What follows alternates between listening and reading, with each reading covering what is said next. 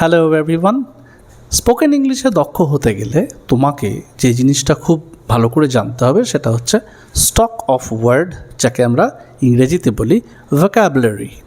ভোকাবুলারিতে খুব দক্ষ হলে, স্ট্রং হলে, তাহলেই তুমি ইংরেজিতে অনেক ধাপ এগিয়ে যাবে এবং তুমি ইংরেজিটা ভালো করে বলতে এবং লিখতে পারবে এবং নিজের মনোভাব তুমি সুন্দরভাবে প্রকাশ করতে পারবে।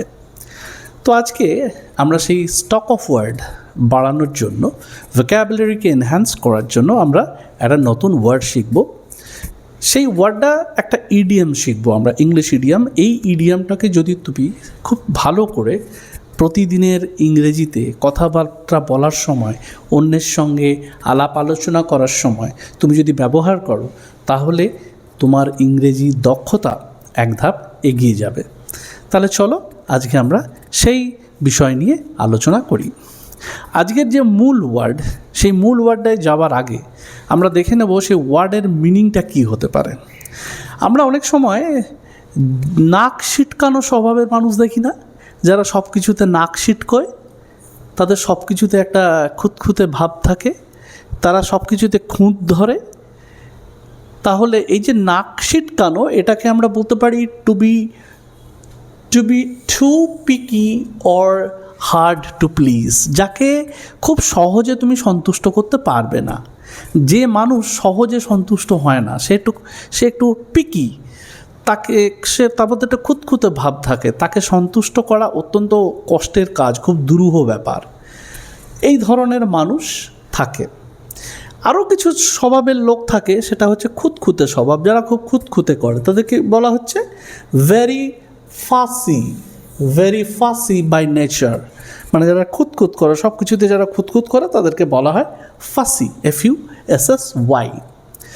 রাজকুমারীর মতো আদুরে, যারা নিজেদেরকে মনে হয় যে আমি তো রাজকুমার, আমি তো রাজকুমারী, আমি তো সোনার চামচ মুখে দিয়ে জন্মেছি, আমি কি সব কাজ করতে পারি, আমি কোনো কাজ করতে পারবো না, আমি খুব সবসময় আদরে থাকবো, আমার ছোটোখাটো জিনিস কিন্তু যেগুলো আমাকে খুব নাড়া দেয়, আমি এগুলো পছন্দ করি না। ওভারলি প্যাম্পার্ড, এদেরকে কি বলা হচ্ছে? Overlay pampered. যারা নিজেদেরকে রাজকুমারের মতো, বা যারা খুব ছোট থেকে খুব আদর যত্নে, খুব প্যাম্পার্ড অবস্থাতে বড় হয়, তাদেরকে বলা হয় ওভারলি প্যাম্পার্ড অ্যান্ড ডেলিকেট। তাদেরকে বলা হচ্ছে ডেলিকেট। অল্পেতে নালিশ করা, ছোটোখাটো ব্যাপারে তারা সবসময় কমপ্লেইন করে, দে অলওয়েজ কমপ্লেইন, তারা নালিশ করছে। বলছে someone raised with extreme comfort and care. Someone raised with extreme comfort and care, যেটা আমরা এটাতেও বলতে পারি রাজকুমারীর মতো বা রাজকুমারের মতো তাদেরকে বলি। এই ধরনের কিছু মানুষ আছে। আর এক ধরনের মানুষ আছে একটুতেই যাদের গা জ্বলে, সব কিছুতেই তাদের একটা গা চিড়বিড় করার একটা ব্যাপার আছে। তারা কোনো কিছুতেই সন্তুষ্ট নয়, সব কিছুতেই তারা কমপ্লেইন করে, সব কিছুতে তারা তাদের ডিসকমফর্ট ফিল করে, তারা একটুতেই তাদের গা জ্বালা হয়। ইজিলি ইরিটেটেড, তাদেরকে আমরা বলতে পারি ইজিলি ইরিটেটেড, অর্থাৎ যারা খুব সহজে অসন্তুষ্ট হয়ে যায়, যারা সহজে রেগে যায়, যারা সহজে ইরিটেটেড হয়ে যায়, অল্পেতেই তাকে তুমি ইরিটেট করে দিতে পারো। অ্যান্ড স্মল ডিসকমফর্টস, ছোটো ডিসকমফর্টেও যারা ইরিটেটেড হয়ে যায় তাদেরকে। এছাড়া আছে বড্ড নরম মনের এবং নাজুক স্বভাবের, over reacting to minor problems. ছোট্ট ব্যাপারেও যারা ওভার রিয়াক্ট করে, ছোট্ট ব্যাপার, ধরো বিছানার চাদরটা একটু নোংরা, ওভার রিয়াক্ট করে, না আমি ওই বিছানার চাদরে শুতে পারবো না। ধরো ওয়াশরুমে গিয়ে দেখলো একটা ছোট্ট কাগজের টুকরো পড়ে আছে বা নোংরা পড়ে আছে, না ওই ওয়াশরুমে আমি যেতে পারবো না। এই যে এক ধরনের মানুষ আছে যাদের স্বভাব, যারা ছোটোখাটো জিনিস নিয়ে কমপ্লেইন করে, এবং তারা বড্ড নরম মনের মানুষ এবং নাজুক স্বভাবের। কেউ একটা ছোট্ট কথা বললেই তাদের বিশাল বড় একটা সমস্যা তৈরি হয়। তাদের, যেটাকে বাংলায় আরও একটা খুব ইম্পর্টেন্ট কথা আছে, সেটাকে বলা হয় ফুলের ঘায়ে মূর্ছা যাওয়া। ফুলের ঘায়ে মূর্ছা যাওয়া, ফুলের ঘায়ে মূর্ছা যাওয়া। এই ধরনের যে মানুষ থাকে তাদেরকে বলা হয় কি বলা হয় সেটা আমরা একটু পরে দেখব। আদিক্ষেতা করা, acting overlay delicate or dramatic, একটু নাটুকেপনা বেশি যারা একটু অতি নাটকীয় ভাব পছন্দ করে।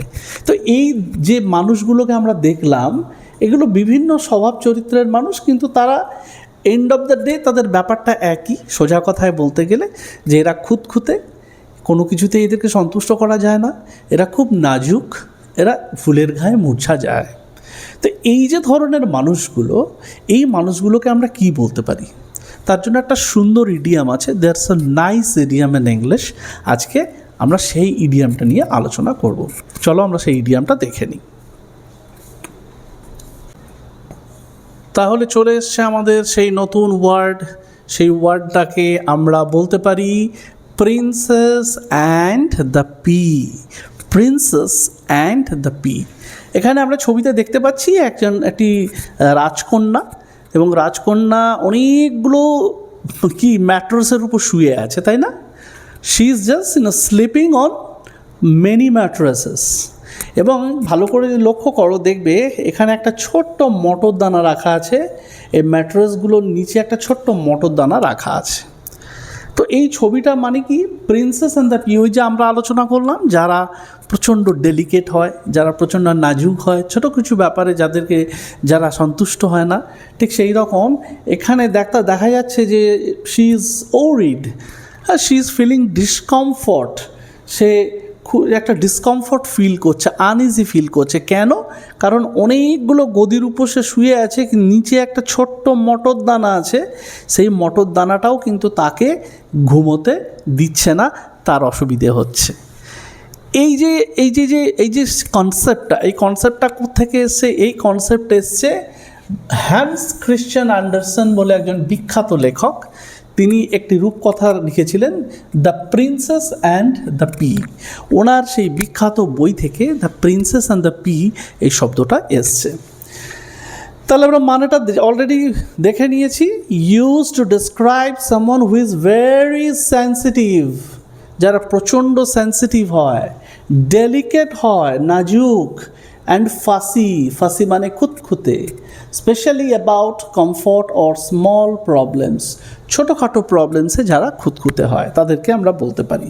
তাহলে in simple words we can say those are too sensitive or fussy about very small things. ঠিক আছে, এবার আমরা এটাকে কিভাবে ইউজ করতে পারি, আমরা এটাকে কিভাবে ব্যবহার করতে পারি আমাদের দৈনন্দিন কথাবার্তার মধ্যে। যেমন দেখো, এখানে প্রথমে বলছে যে আমরা যদি এটা দেখি, my brother is like the princess and the P. তুমি কাউকে বলতেই পারো, আরে ভাই তুমি তো just a princess and the P. আরে ওই দেখো ওই ছেলেটাকে দেখো, he is like a princess and the P. তবে এখানে একটা কথা, প্রিন্সেস মানে এখানে এটা ফেমিনিন জেন্ডার, কিন্তু এটা ছেলেদের ক্ষেত্রেও ব্যবহার করা যেতে পারে, কারণ এটা একটা ইডিয়াম, এটা একটা প্রবাদ, বাগধারা যেটাকে আমরা বলি। তো সেক্ষেত্রে আমরা এটাকে বলতে পারি, দেখো ছেলেটা যেন princess and the pea. Okay, don't be like a princess and the P. Princess and the P হয়েও না, অর্থাৎ খুঁতখুঁতে হয়েও না, ভালো করে সব কিছুকে জিনিসগুলোকে অ্যাডজাস্ট করতে শেখো। Don't be a princess and the pea, the chair is perfectly fine. কেউ অত চেয়ার নিয়ে কমপ্লেন করছে যে আমি চেয়ারটায় বুঝতে পারছি না, তখন তুমি বললে যে don't be a princess and the pea, the chair is perfectly fine. চেয়ারটা সুন্দরই আছে, কোনো প্রয়োজন নেই তোমার প্রিন্সেস অ্যান্ড দ্য পি হওয়ার।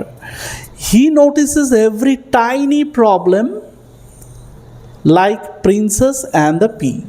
সে ছোট্ট সমস্যাগুলোকে নোটিশ করে, খুঁতখুঁত করে, সেই জন্য সে princess and the pea. My cousin is such a princess and the pea about food and comfort. আমার মাস্তুতো ভাই খাবার দাবারের ব্যাপারে একটু খুঁতখুঁতে স্বভাবের, সে সব কিছু খেতে ভালোবাসে না, সে পিকি অর্থাৎ সে চুজি, সে ফাসি, সে বেছে বেছে খায়। তাহলে তাকে আমরা বলতে পারি প্রিন্সেস অ্যান্ড দ্য পি। তাহলে আমরা এর মানেটা বুঝলাম যে প্রিন্সেস অ্যান্ড দ্য পি তাদেরকেই বলা হয় যারা খুঁতখুঁতে স্বভাবের, যারা কোনো কিছুতে অল্প কিছুতে সন্তুষ্ট হয় না, যাদের মধ্যে সবসময় একটা কমপ্লেইন করবার অ্যাটিটিউড থাকে, তাদেরকে আমরা বলতে পারি প্রিন্সেস অ্যান্ড দ্য পি। তুমি যদি এই ধরনের কাউকে দেখো, তুমি যদি জানো এই ধরনের কেউ, তাহলে তুমি তাকে বলতেই পারো he is a princess and the pea, she is a princess and the pea. Okay, একটা সুন্দর ইডিয়াম। এই ইডিয়ামটা এসেছে হ্যান্স ক্রিশ্চিয়ান অ্যান্ডারসনের লেখা থেকে, the princess and the P বইটা থেকে।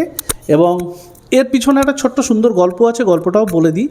একসময় রাজ পরিবার থেকে রাজকুমারী খোঁজা হচ্ছিল, চারদিকে রাজকুমারীর অন্বেষণ চলছিল, কিন্তু রাজকুমারী পাওয়া যাচ্ছিল না, কারণ সেই ধরনের নাজুক রাজকুমারী, কারণ রাজকুমারী হতে গেলে তার অনেক কিছু গুণাবলী থাকতে হয়, তার মধ্যে একটা হলো তাকে সব ব্যাপারে একটু খুঁতখুঁতে হতে হবে। তো সেই জন্য মানে এটা পজিটিভ ক্ষেত্রে, এটা নেগেটিভ ক্ষেত্রে নয়। তো সেই রাজকুমারী যখন খোঁজা হচ্ছে তখন সেই সময় একটি মেয়ে সে বলল যে আমি রাজকুমারী হতে পারি, আমি রাজকুমারী হতে পারি। তখন তাকে টেস্ট করা হলো রাজপরিবার থেকে, তাকে রাত্রেবেলায় ঘুমোতে দেওয়া হলো অনেকগুলো ম্যাট্রেসের উপর, অনেকগুলো গদির উপরে। দেখতে পাচ্ছ দেয়ার আর সো মেনি, অনেকগুলো ম্যাট্রেস আছে, আর ম্যাট্রেসের নিচে একটা ছোট্ট মটর দানা রেখে দেওয়া হলো, ছোট্ট মটর দানা রেখে দেওয়া হলো। কী রেখে দেওয়া হলো? মটর দানা, পি রেখে দেওয়া হলো। তো সব একটা ছোট্ট মটর দানা 10-12টা গদির নিচে রাখলে নিশ্চয়ই বোঝা সম্ভব নয়। তো সারা রাত সে ঘুমাতে পারলো না, সে ছটপট করলো, সারা রাত ছটপট করলো। সকালবেলা তখন তাকে জিজ্ঞাসা করা হলো কী ব্যাপার, তোমার ঘুম হয়েছে? বললো no, I could not sleep whole night, it was terrible. তখন বললো ওয়াই ইট ওয়াজ টেরিবল? তখন সে বললো জানি না, আই ওয়াজ ফিলিং ডিসকমফর্ট।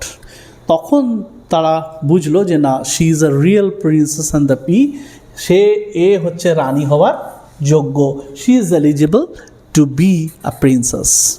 তো এইটা ছিল একটা ছোট্ট গল্প, হ্যান্স ক্রিশ্চিয়ান অ্যান্ডারসনের গল্প থেকে, প্রিন্সেস অ্যান্ড দ্য পি। সেই থেকে এই ইডিয়ামটা এসছে, অসাধারণ একটা ইডিয়াম।